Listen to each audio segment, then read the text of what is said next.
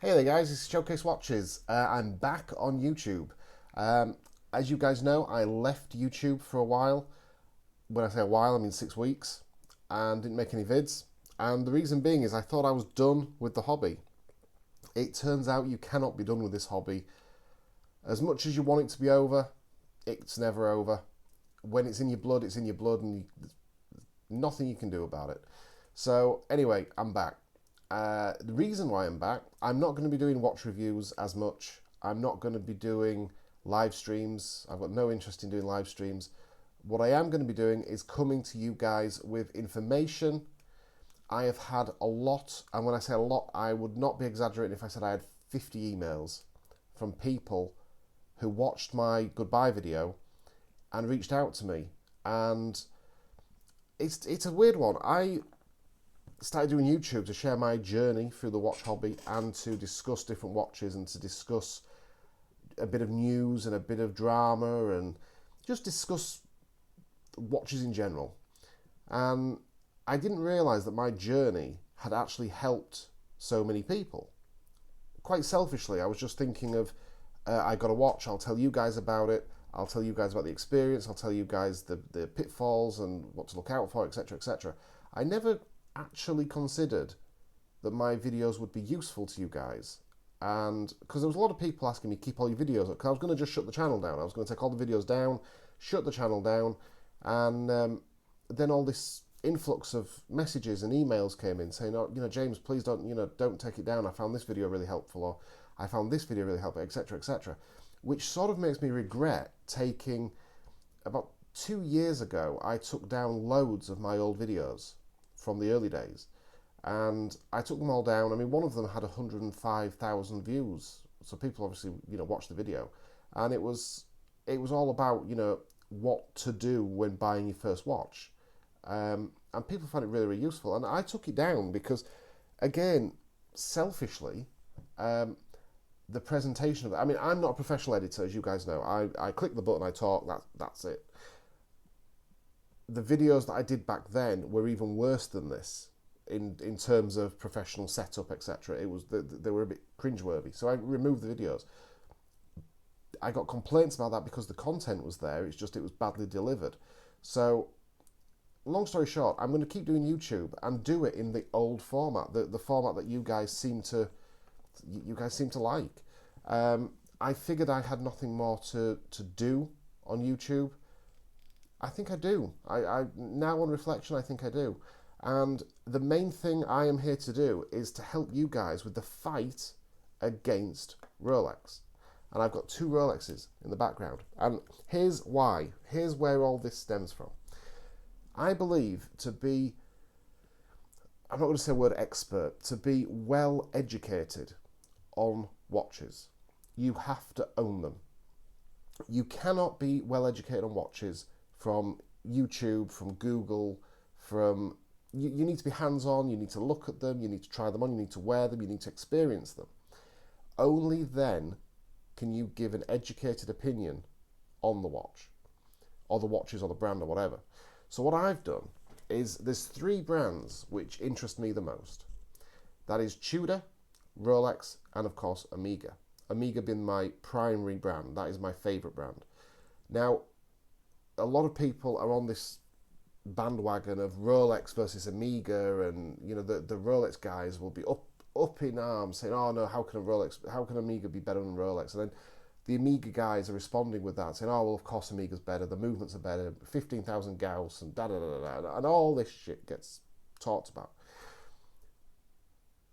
I have owned the bulk of the Omega lineup. When I say the bulk, I mean, Aquaterra, Seamaster Professional, Seamaster 300, Speedmaster Professional, Planet Oceans, etc, etc. I don't mean I've owned every single watch in every single segment, but I've owned the broad, In the Rolex category, I've owned the Explorer 2, the Rolex Submariners, I've owned the GMTs, and I've owned the Daytona. So in the Rolex, I've owned a wide spectrum of watches. And only by owning all this Rolex and all this Omega can I then sit back and think, right, what is my taste, what is my preference, and I can then bring that to you guys. So long story short, I am an Omega guy. I have been balls deep in Omega. I have been balls deep in Rolex. I have had more money invested in Rolex because of the sheer price increase of the watches, but I have more of a love for Omega. I don't love Rolex. I love Omega. Rolex is an investment now. And this is what these videos are going to be about. This is what I think I can now bring to you guys. It's not so much, oh guys, I've bought this watch, here's a review of it, because that is what I'm done with. I'm not bothered by that. I'm done with my collecting journey. That doesn't mean to say that I don't possess knowledge and information that I can bring to you guys. So that's where I'm coming from. That's why, yes, I left because I was done with the journey. Now I'm back because I feel I have something to give. That's it in a nutshell, basically. Quick, just checking the wristwatch. So this is the Omega Seamaster 300 Heritage. This one is in the blue. The sandwich dial, absolutely beautiful watch. I only just recently got it, actually. So I know what you guys are going to say. Oh, James, you said you're done with the journey. You're done with the collecting watches. That's true. I have my core base of watches, that's my collection. Occasionally things like this crop up that I can't say no to, and I'll buy it. And of course I will. I'm still enjoying watches. I'm not, not just going to say that's it, done. I'm not buying another watch again in my life. This one came up. I was in the authorized dealer, saw it in the window, tried it on, and I fell for it. I love it. You guys know that the 1957 trilogy is my favourite Omega Seamaster. This is obviously based on the original 1957 Seamaster 300. The difference is for big fat guys like me, this is a 41mm case, so it fits me a little bit better. The 1957 is a 39mm case, so it's a little bit on the small side. Somebody like my friend ID Guy, he has his 1957 trilogy Seamaster, and he rocks it. His wrist is smaller than mine. He absolutely rocks that watch. Me, I am a big fat guy who eats pizza, and hence why the 41mm size just works on me better. So I thought today what I'll quickly discuss is Rolex. Of course, the subject of everybody's YouTube channel, the subject of everybody's talk is Rolex. And this is where I'm going to try my hardest to, I'm not going to say educate, I'm going to say re-educate and I'm going to say some people. Some people are well beyond the curve. They know what's happening. Other people have no idea. And since I finished on YouTube to when I've come back, there's been the whole steady turquoise, green, blue OP41 from Rolex that's exploded in price. And this highlights perfectly the stupidity of Rolex, the absolute stupidity of it all. This is a Rolex Oyster Perpetual 41mm stainless steel watch. Rewind 18 months ago, it was the entry-level Rolex. It was entry-level before the Rolex Explorer 1. It was just a entry-level Rolex. It was nothing special. It wasn't blowing anybody's skirt up. Nobody was getting excited about this watch. It was pretty dull. Then Rolex did what to most companies would be a very simple thing, but to Rolex it was groundbreaking. They changed the colour of the dial. And everybody wanted this different colour variation of a Rolex. They launched some hideous colours, and yet people swarmed for these watches. They didn't get the colour quite right on any of them, in my opinion. But I have to say that what's been called the Tiffany dial is a beautiful colour. It's now, what is it, £5,000 watch at the authorised dealer. Bear in mind, this is a production model. It's in production. People are still going into their authorised dealers and buying this watch for £5,500 or whatever it is. It's now, I've seen them, and I've seen them sell online for just short of £30,000. £30,000, that is absolutely absurd. This is a £5,000 watch, and the only reason why people are paying this is because there was a little bit of a rumour that it might get discontinued, so everybody went mad and they've gone out and bought it, and absolute I'm not saying it's not a nice watch. Of course, if the authorised dealer rang me up and said, "Did I want one?" I'd go in, have a look at it. Would I buy it? Of course I would. It's selling for high 20s. Of course I'd buy it. You'd be stupid not to. Would I buy it to own and to enjoy? No. It's a really hideous thing. It. What the hell would you want that watch for?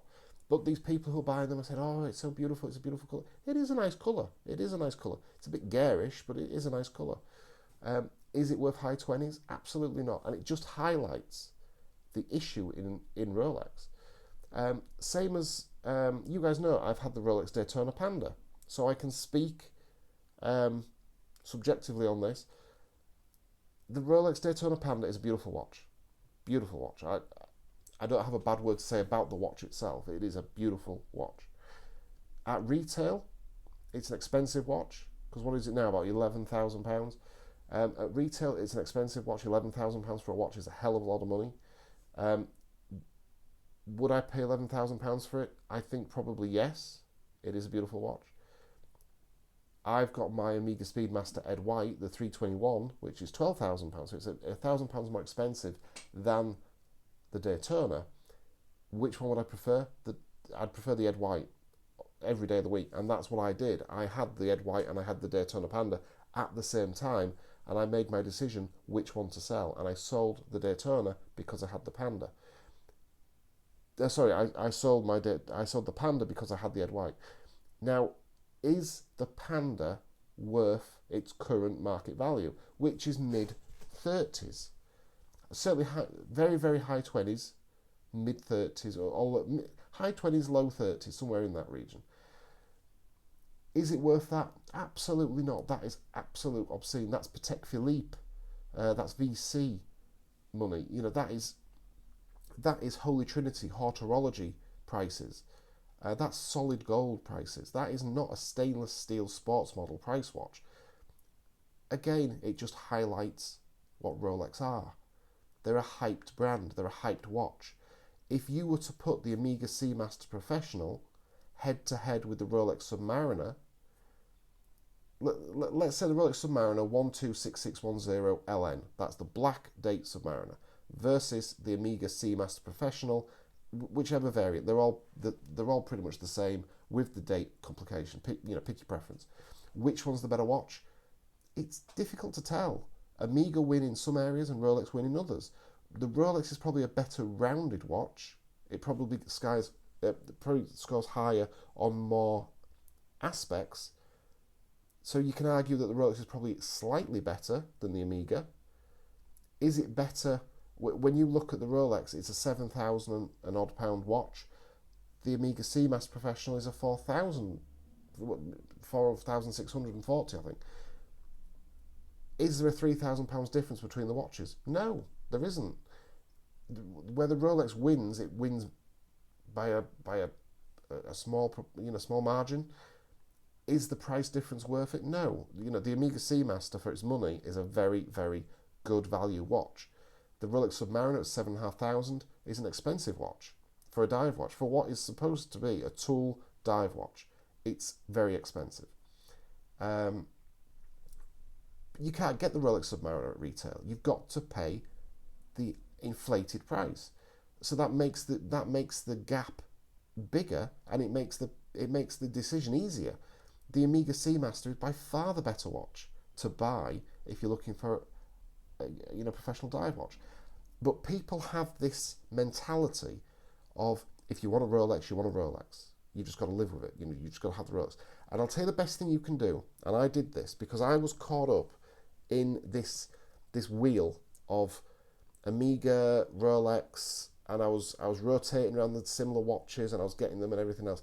The best thing I did was I sold off everything. Get rid of it. Get rid of all your Rolex. And just sit back. And when you sell all your Rolex and you do not have one Rolex in the collection, when you sit back with no Rolex in your collection, you are itching to buy a Rolex. And honestly, this is a true thing. You are itching to buy a Rolex. You're scouring, thinking, "Oh, I need to get a Rolex. I need to get a Rolex." It's like a drug. When you sit back and you say, no, I don't need a Rolex, and you start saying, why do you need a Rolex? What's your reason for wanting a Rolex? And you ask yourself, is it because you want a Rolex? Because you want a watch that's going to tell time, have a GMT function, have a date function, have a diving bezel, have a chronograph function, whatever. Do you want it for that reason? Or do you want it for Instagram pics, Facebook pics, the kudos in the community? Do you want to be able to go onto a live stream and flash your wrist and say, hey, look, I got the Hulk, I got the Batman, I got the Panda or whatever? Is that why you're getting the watch? Is that why you have that itch, because you crave that respect that buying that watch gets you? If that's the reason, then that's fine. That's up to you. All I will say to you is that adrenaline, that high, only lasts a short while. You've paid an awful lot of money for a pretty short hit. I think the day has come where Rolex is no longer what it was. Rolex back in the 1980s, well, certainly the 50s, 60s, 70s, 80s and 90s, fantastic brand. I loved Rolex. I love the pre-ceramic Rolexes and what they represent. They represent a tool watch. There's you can see pictures of Steve McQueen and people, they've got oil on their hands and up their arms, and they're wearing a Rolex Submariner.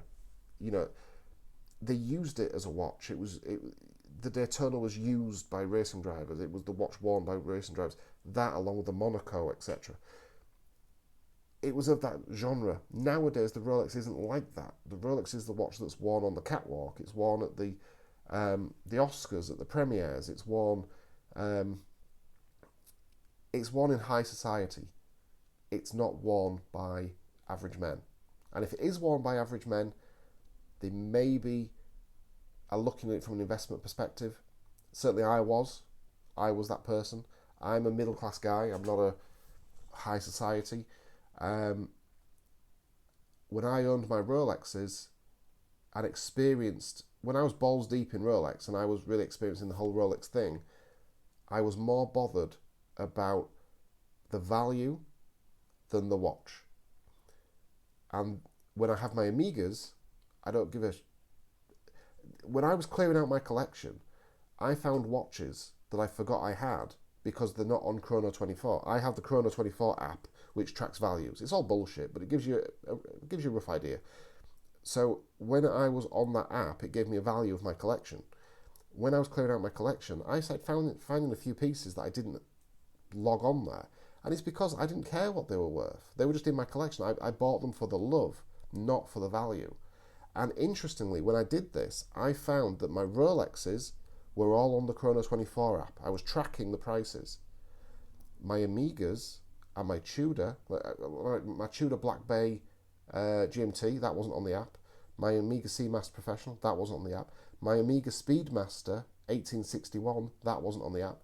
These are all watches that I love and I've kept because I love them.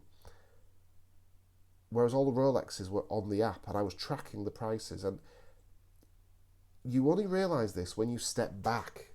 You step back from it and look at it and think, yeah, I'm doing this for the wrong reasons. I'm doing this for investment purposes.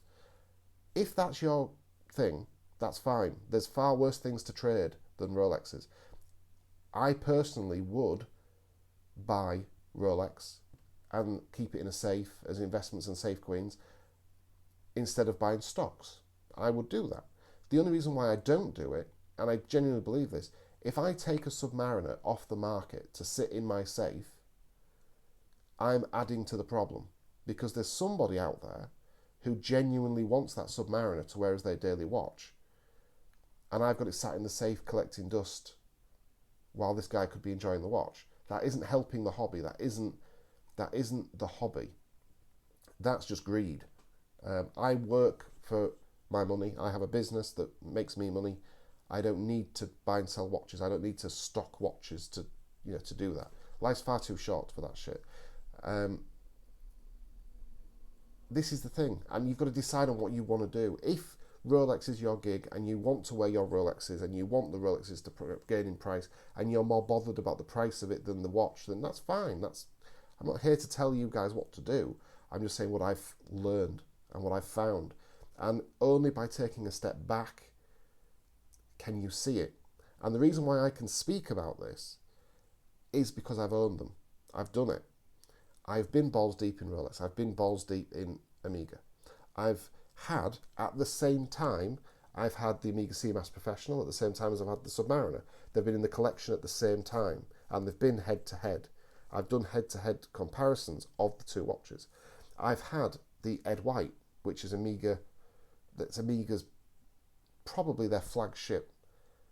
It's the Caliber 321, it's the Omega Speedmaster, it's probably their flagship chronograph. So I've had the Ed White and I've had the Daytona Panda in the collection at the same time. They've gone head to head. The one area where Rolex stands alone, and there is no watch company that touches them, nobody, I don't care how much money you've got, nobody touches them, it's the Rolex GMT. Rolex own that segment, and I can't think of another watch that comes close. The only watch I think comes close is probably the Tudor GMT, and it's what makes the Tudor GMT such a fantastic value watch. It has all that Rolex DNA, without all the headaches, without the pricing, without the... Basically, the Tudor GMT is what the Rolex GMT was in the 1990s, pre-ceramic. That's basically what today's Tudor GMT is. The quality is certainly a lot better than what the Rolex GMT was in the 90s and before. So Rolex own that space. Rolex own the GMT space, and even if the Rolex GMT is too expensive for you, there's the Tudor GMT. So Rolex and Tudor, they own the GMT market easily, by far. So guys, yeah, I just wanted to make this video, just say I'm back, just give you a little bit of a brief on what I'm going to be doing, on what sort of chat we're going to be doing. This, what we've just been talking about, is the type of thing I'm going to be doing. So if that's not your bag, if that's not your thing, I understand if you unsubscribe. Please do, if you want to hear more of this type of thing, subscribe to the channel. I'll be talking about Tag Heuer, I'll be talking about Breitling, I'll be talking about Tudor, Rolex, Hamilton, Oris, all these watches I've owned. I've owned a significant number of the watches in the different brands, so I can talk about them without having to refer to books, Google, YouTube videos, etc. I want to talk about things I actually have hands-on experience. If you ask me a question about Patek Philippe, I can't answer that. I can't answer that because I've never owned one, and I've never researched one to own one, so I can't answer those questions. But if you ask me about Omega, Rolex, Tudor, Breitling, Tag, Oris, Hamilton, Grand Seiko, or any of those, I'll answer the questions by all means. So guys, thank you for watching. Sorry for the confusion of me leaving, coming back, but hopefully this video has explained it, why I've done that. And yeah, look forward to speaking to you next time. So take it easy, guys. Showcase Watches signing off, and yeah, just enjoy your watches.